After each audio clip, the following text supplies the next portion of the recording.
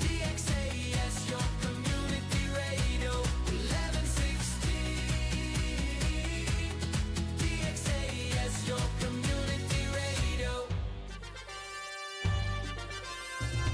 Kayo ay nakikinig sa 1116 DXAS, your community radio, kasapi sa kapisanan ng mga broadcaster ng Pilipinas.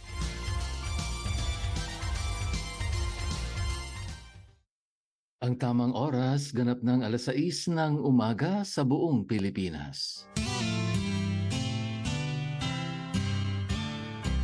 May harding mapananalanginan, doon si Jesus naghihintay.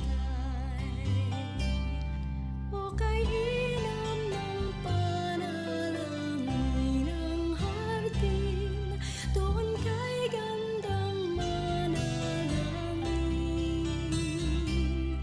Tayong natulog sa luklukan ng Diyos sa hardin ng pananalangin. Mapagpalang araw pong muli sa lahat ng ating mga minamahal na kaibigan at ating mga tagapakinig. Kayo po ay patuloy na sumusubaybay dito sa ating programang Hardin ng Panalangin. Ako pong muli ang inyong kaibigang hardinero, Pastor Eman Aquino, na nagsasabing, every gising is a blessing. Masaya po akong muling makasalo kayo ngayong umaga sa ating pananalangin at siyempre tayo'y muling mapalakas ng Diyos sa kanyang makapangyarihang mga salita na siyang bumabago ng ating buhay. Halina kayo mga kaibigan, wag na po nating pagtagalin. Magsimula na po tayo sa pagbubulay sa mga salita ng Diyos.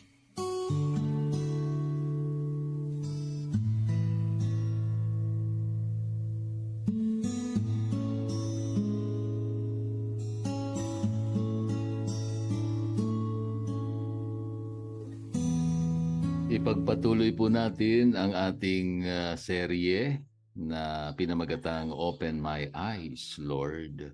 Dito sa Isaiah Kapitulo 6, babasahin ko po muli ang talatang 1 hanggang 4. Noong taong mamatay si Haring Uzzias ay nakita ko ang Panginoon na nakaupo sa isang tronong matayog at mataas, at napuno ang templo ng laylayan ng kanyang damit. Sa itaas niya ay nakatayo ang mga serafin, bawat isa ay may 6 na pakpak. May 2 nakatakip sa kanyang mukha, may 2 na nakatakip sa kanyang mga paa, at may 2 na naglilipad sa kanya. At tinawag ng isa ang isa at sinabi, Banal, banal, banal ang Panginoon ng mga hukbo. Ang buong lupa ay puno ng kanyang kaluwalhatian. At ang mga pundasyon ng mga pintuan ay nayanig sa tinig ng sumisigaw, at ang bahay ay napuno ng puso.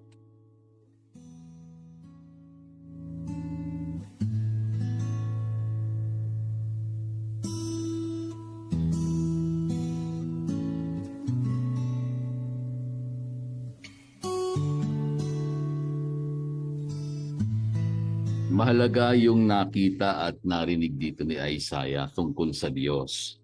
Na nais din ng Diyos na ngayon ay makita at marinig din natin tungkol sa Kanya.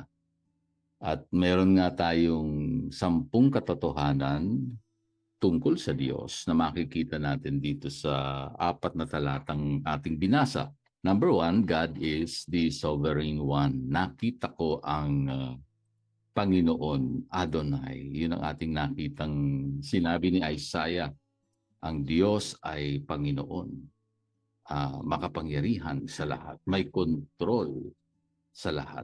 Number 2, God is the reigning King. Nakita ko ang Panginoon na nakaupo sa isang trono. Siya'y hari ng mga hari, Panginoon ng mga Panginoon, at walang makapipigil sa kanyang mga sinasabi o iniuutos. Number 3, God is all-powerful. Number 4, God is immensely majestic. Napakadakila ng kagandahan o karangyaan ng Diyos. Pakataas, pinakamataas. Wala siyang katulad. Number 5, God is reverential. Meron siyang katangian na talagang nakamamangha, nakakagitla. And He invites reverence, awe, and respect. Sa tuwing tayo ay sasamba sa Diyos, saan mang lugar, sa church o kahit sa bahay, sana ganun pa rin yung ating ibinibigay na paggalang sa presensya ng Diyos. Number 6, God is commander. Salita at utos niya ang dapat sundin, ibig sabihin. Kaya nga itong mga seraphim, mapapansin nyo, merong 2 pakpak na ginagamit nila sa paglipad to do God's bidding, no? Para sila ay makagawa ng mga iniuutos ng Diyos. Hindi lang sila, sa awit nitong heavenly choir, though hindi sinabi kung ilan yung mga seraphim na nakita ni Isaiah, binanggit nila sa isa't isa, Holy, holy, holy is the Lord of hosts. No, sa verse 3. Sa Century Study Bible, makikita nyo na the Lord of armies. No? Dito sa ating binasang translation, Panginoon ng mga hukbo.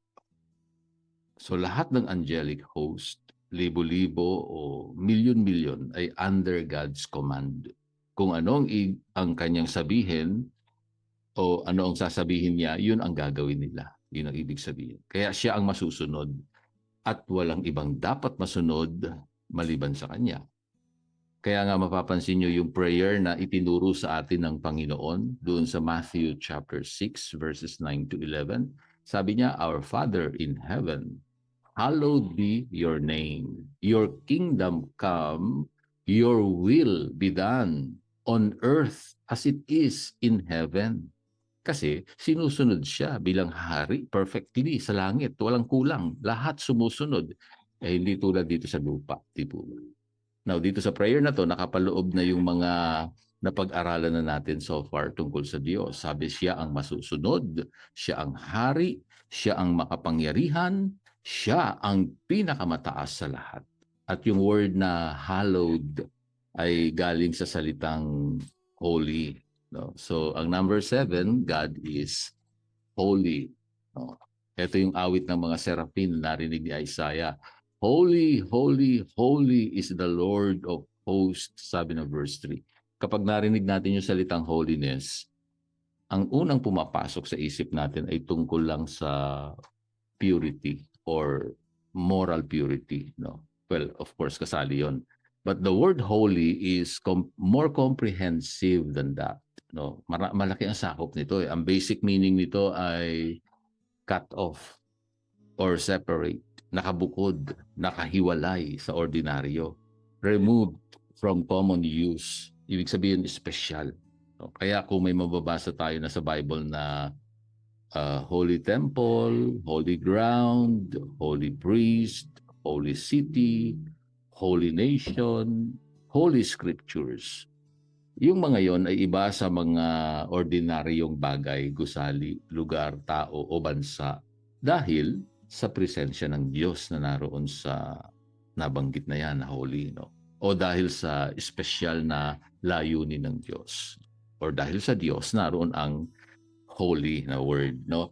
Pero kapag ang Diyos ang tinutukoy na banal o holy, ibang usapan na yon, di ba? Kasi saan mo naman siya ibubukod? Wala naman siyang katulad o kapantay o kahawig man lang. He is one of a class. So, wala. As in, hindi siya pwedeng ikumpara. No? Yung mga templo, holy temple kasi meron mo namang ibang mga templo na hindi naman talagang holy. Wala ang Diyos. O holy ground, holy priest, holy city, holy nation, holy scriptures. Pwedeng ikumpara sa iba. Pero ang Diyos, pag sinabi mong holy, walang ibang katulad niya. Sabi nga ni Isaiah, doon sa chapter 40 verse 18 and 25, saan ninyo ihahambing ang Diyos at kanino ninyo siya itutulad? Kanino ninyo ihahambing ang banal na Diyos? Mayroon ba siyang katulad? Siyempre sagot, wala. Sabi ng Isaiah chapter 37 verse 16, you are God, you alone. Wala nang ibang katulad. Kaya nga po sinabi ni John Piper na kapag sinabing ang Diyos ay banal, para na ring sinabi na ang Diyos ay Diyos. Di ba? His name is holy, sabi ng Isaiah 57 verse 15. At dagdag pa ni John Piper, ano ang kanyang kabanalan? Sabi niya, ito ang kanyang walang katumbas na halaga. Ang kanyang kabanalan ay ang kanyang natatanging banal na kahalagahan na dahil wala siyang katulad, ay wala ring hanggan ang halaga. Ito yung nagsasabi kung sino siya at anong ginagawa niya. At wala nang iba. Ang kanyang kabanalan ang tumutukoy kung sino siya bilang Diyos. Wala nang iba ngayon at sa hinaharap man. And take note, hindi sinabi ng mga seraphim na holy is the Lord, banal ang Diyos. Hindi. Sabi nila, holy, holy, holy. Yung ibang interpreter, sinasabi nila, tumutukoy daw ito sa Trinity. Holy is God the Father, holy is God the Son, holy is God the Spirit. Well, totoo namang lahat ng katangian na nakikita natin dito ay totoo sa bawat persona sa Trinity. Katunayan, nabanggit ko nga last week o last 2 weeks ago, na nung tinukoy nga ni Apostle John itong Isaiah chapter 6 sa John chapter 12 verse 41, sinabi niyang ang nakita niyang glory of God sa vision na ito ay siya ring glory of Christ. He saw His glory. But to say na itong holy, holy, holy ay reference sa Trinity, ay wala pong support sa passage na to. No? It is better to say na itong 3 times repetition ay for the sake of emphasis. No?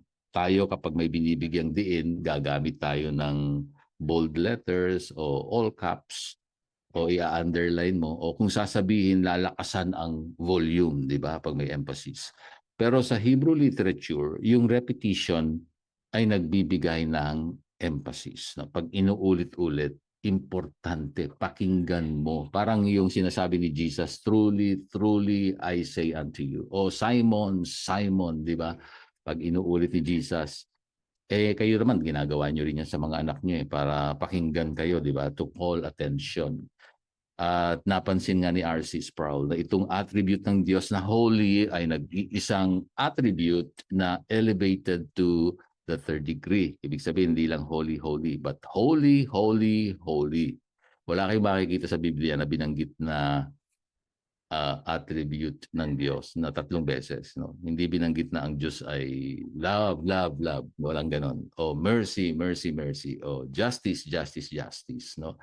Ang kabanalan ng Diyos lamang. Hindi lang isa sa mga attributes ng Diyos ang holiness. Ito yung sumasaklaw sa lahat ng katangian niya. Kasama na yung love, yung mercy, and justice. Ito yung essence ng pagiging Diyos ng Diyos. God is holy, holy, holy. Gusto ng Diyos na marinig at makita natin yan ng malinaw, na malinaw, na malinaw. 3 beses kong binanggit. Kasi alam nyo, napakahalaga sa buhay. No? Sa kabila ng napakaraming kadiliman, sa lahat-lahat na ng nangyayaring kaguluhan, karahasan sa mundong ito.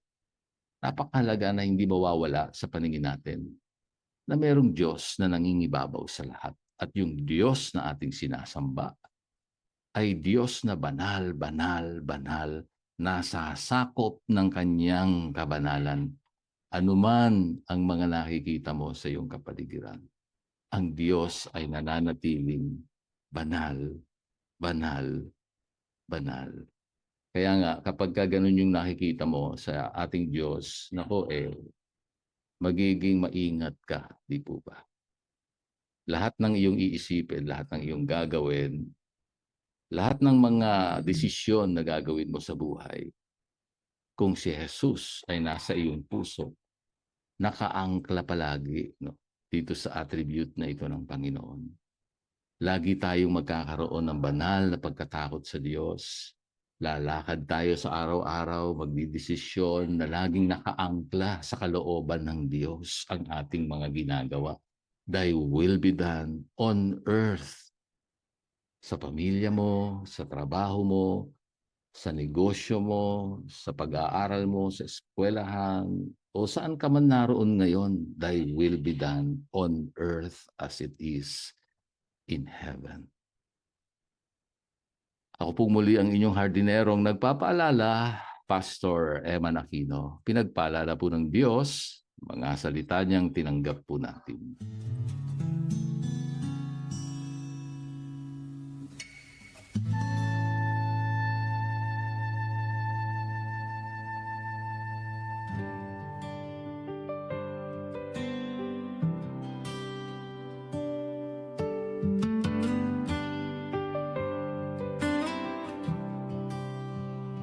Sa bawat paghinga, sa bawat tibok ng puso, may himig na di marinig, ngunit totoo.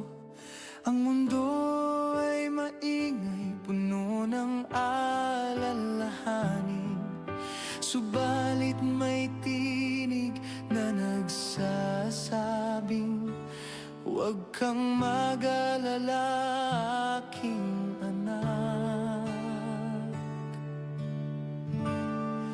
Mahal ka ng Diyos, kaya huminga ng malalim. Ibunto ng bigat, ipikit ang iyong mga mata.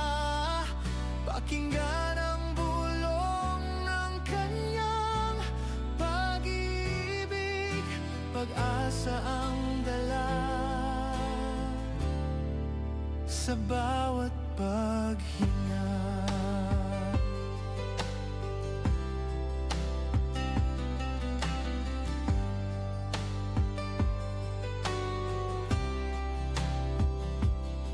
May mga araw na madilim at puno ng kalungkutan, parang walang liwanag, walang makapitan.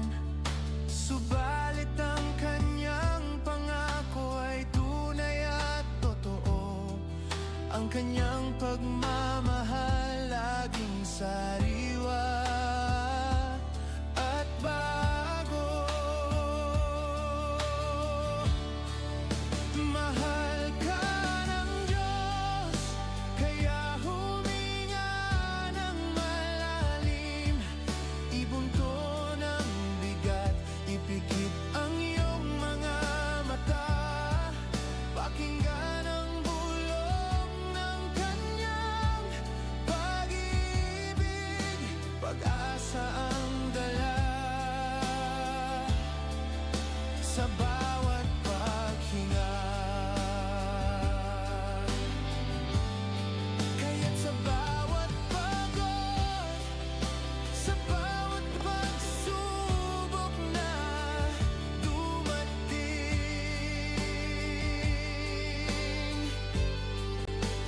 alalahanin mo, hindi ka nag-iisa sa dilim.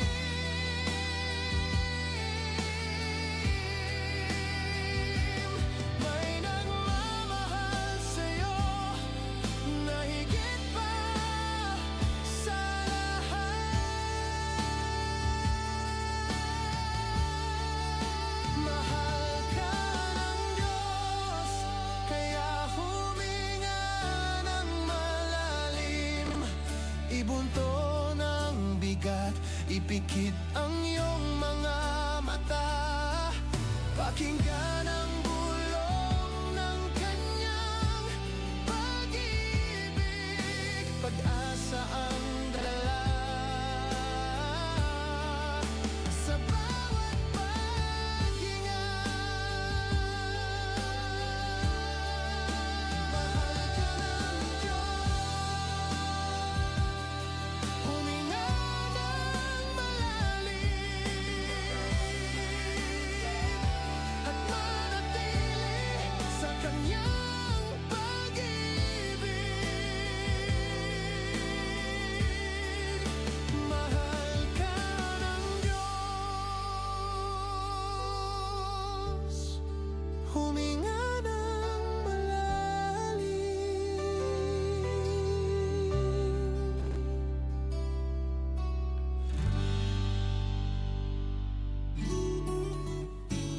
Halina't makiisa at makibahagi sa ating pagdulog sa Diyos para sa ating minamahal na bansang Pilipinas.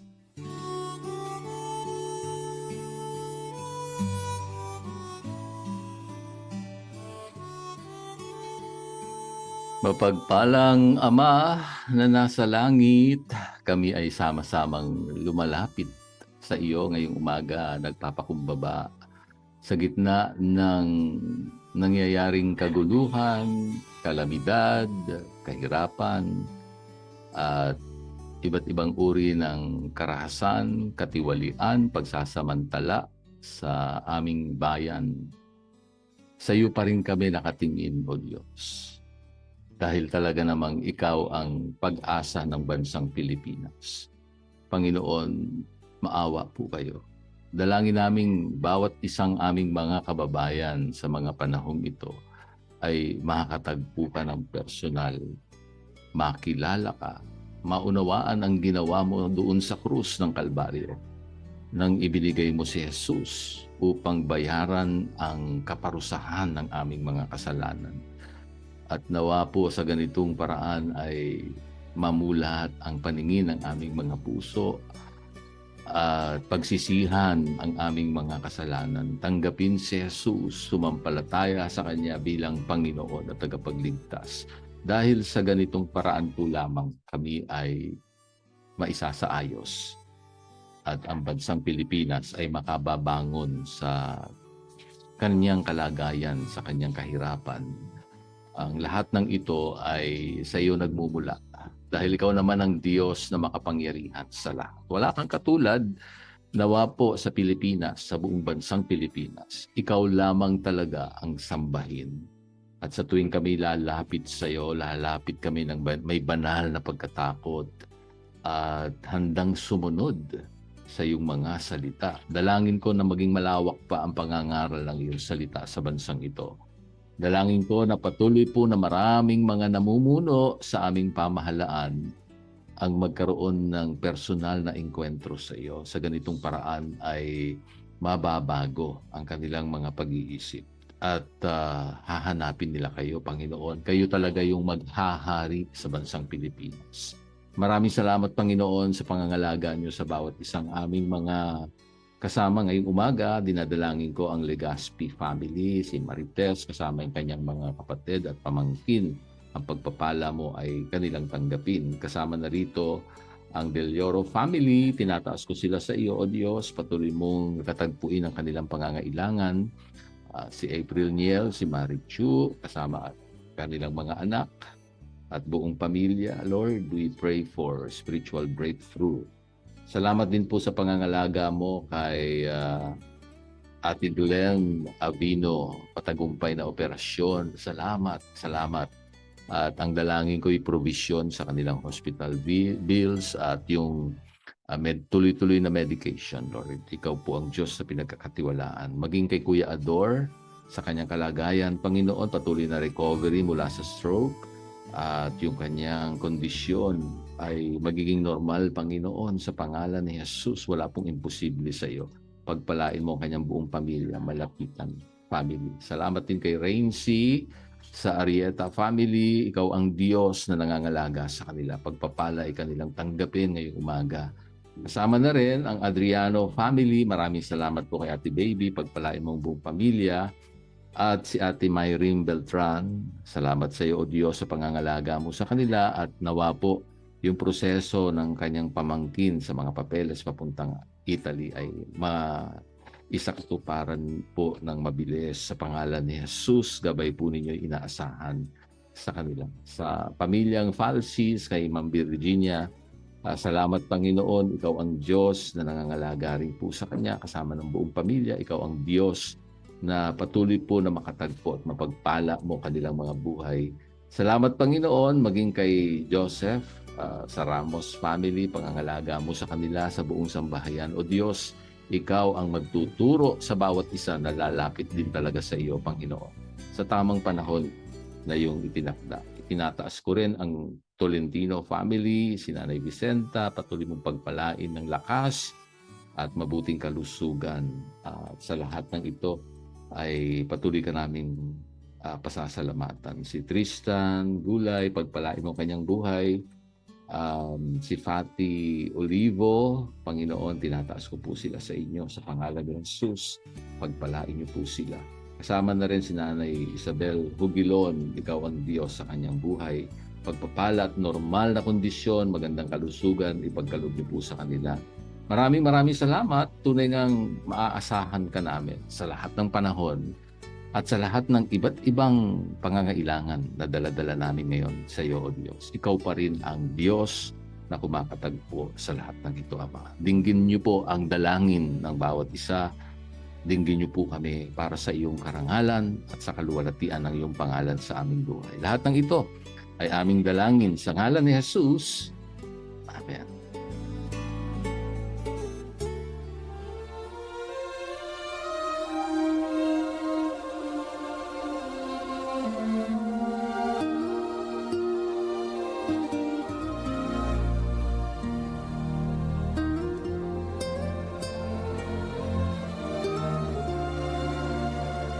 Kagalakan ko po talaga ang maging lingkod ng Diyos sa inyong buhay. Dito pa rin sa Impilang 1116 DXAS, your community radio.